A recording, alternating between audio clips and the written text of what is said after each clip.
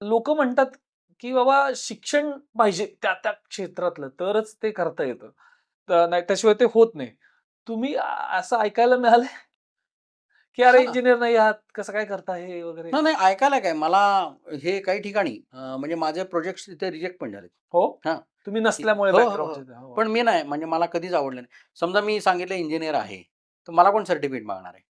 बरोबर आणि जर मागितलं, तर हो. मी काय त्याला द्यायला बंधनकारक नाहीच आहे. मी एक बरोबर. व्यावसायिक म्हणून तुमच्याकडे आलोय. बरोबर. हो. बरोबर. तुम्हाला रिझल्ट्स महत्वाचे आहेत. माझं करेक्ट. क्वालिफिकेशन नाही. एक्झॅक्टली. हां. बरोबर. पण मी लोकांना कधीच सांगितलं नाही असं, की मी इंजिनिअर आहे. हो. मी इथं हे केलं.